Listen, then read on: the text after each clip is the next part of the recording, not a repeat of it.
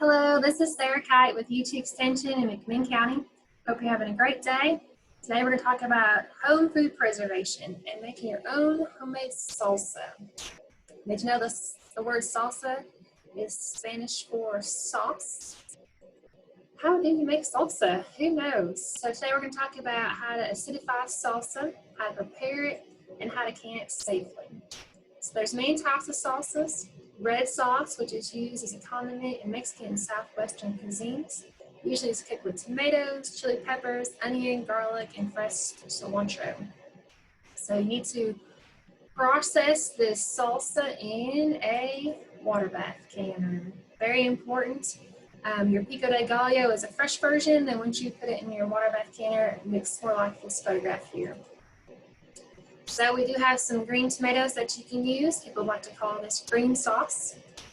You need to make sure you have some acid in your salsa. You do have some low acid ingredients like your onions, your peppers, your garlic, and some tomatoes.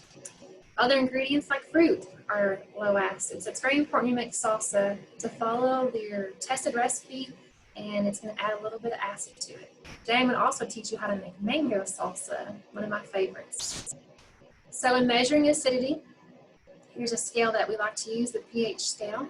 Acidity is one of the ways we can control the growth of bacteria that cause botulism in canned foods. The pH measures how acidic or how basic a substance is. So right about there is the 4.6. In order to prevent botulism from growing and producing dangerous toxins, the pH must be 4.6 or below. So high acid foods can be put in the water bath can because of their acidity. Anything that's low acid needs the pressure canner to kill the botulism toxins. The heat of 240 that your pressure canner achieves will kill the botulism spores. Very important to remember. When making salsa, you want to achieve this high acidic level to prevent this growth of botulism. So, because low acid ingredients are in salsa, acids must be added to make them safe. And we like to add the vinegar or lemon or lime juice. Make sure if you're using vinegar that you get at least 5% acidity. Don't use your homemade vinegar because acidity may vary. You also use your water bath canner for our gel products, our fruits, our pickles, and salsas. Yesterday we talked about some delicious pickles. So you use your water bath canner. Here's a picture of one of those. By adding acid to reduce the final pH of the product, you can safely use your water bath canner. So let's prepare some salsa. It's important to know there's different types of tomatoes. The type of tomato you use in vegetable salsa recipes affects the consistency. So a paste tomato like Roma usually has more flesh, a firmer flesh, than slicing tomatoes, and they produce a thicker salsa. A slicing tomato might get more of a watery salsa. Avoid draining or squeezing tomatoes because you will remove the liquid and juices you need, and you might lose some acid as well. So if your recipe says to peel your tomatoes, you can do that by dipping them, washing them, putting in some boiling water for about 30 to 60 seconds until the skin splits. And then dip them immediately into some cold water, and the skin will slip right off, and then remove your core. If you use green tomatoes in your recipe instead of a paste or slicing, the flavor will change a little bit. Find a tested recipe that calls for the green tomatoes, the tomatillos salsa.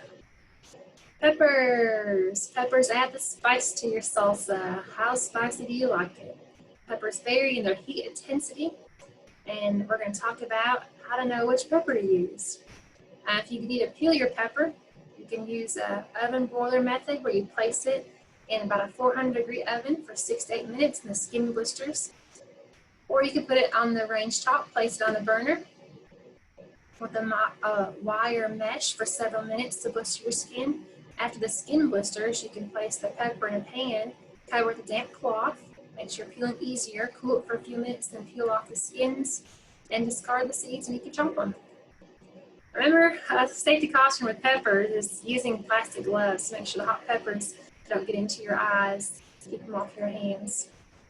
So hot peppers, there's lots of varieties. Jalapeno is a very popular hot pepper, but there's other varieties like cayenne, habanero. Don't touch your face, especially your eyes when handling chilies. Use your gloves.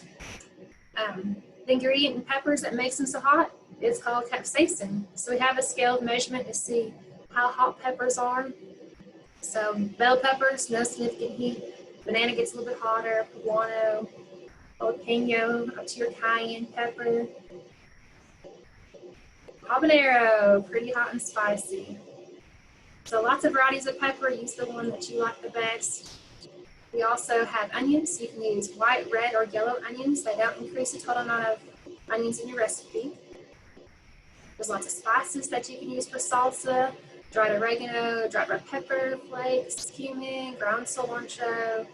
Other spices you have here: ginger, allspice, cloves, pickling spices.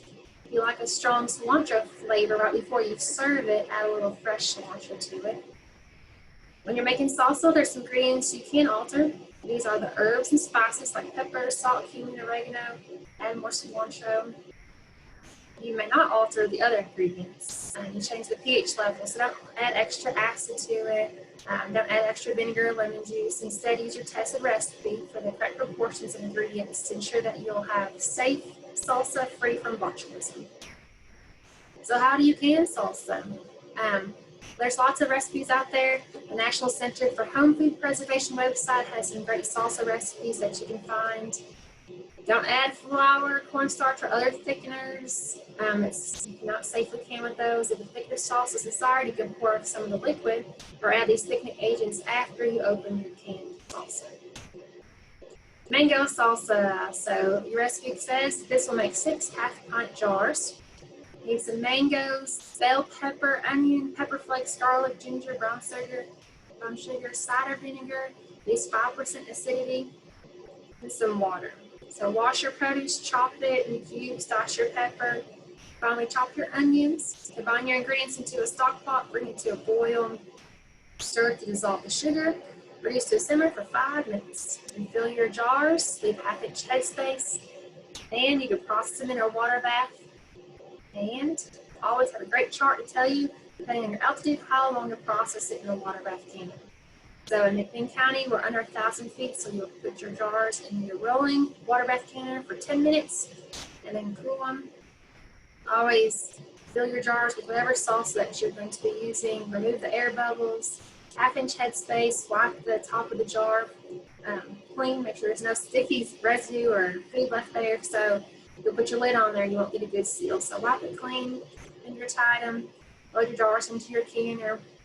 Get it to a nice boil, process them. Once they're done, carefully remove them onto your cooking rack. So follow your processing times, very important. Know your altitude, adjust it if necessary. And then store your salsa. After 24 hours, you can move them, check your seals, move your rings if you want to, label them with the date. Keep them in a cool, clean, dry place. And then enjoy your salsa. I hope you enjoyed today's salsa lesson. If you have any questions on how to can salsa, you need some recipes, you know where to go. National Center for Home Food Preservation is a great place, USDA. Bowl has some recipes, UT Extension, we've got recipes. If you come to an in-person class that we don't have this year because of COVID, you'll get a free recipe book, but you can also find it online, or you can order one online and they'll ship it to your home. So lots of places. If you have any questions, you can email or call me and I'll be happy to help you. But happy canning and have a great day.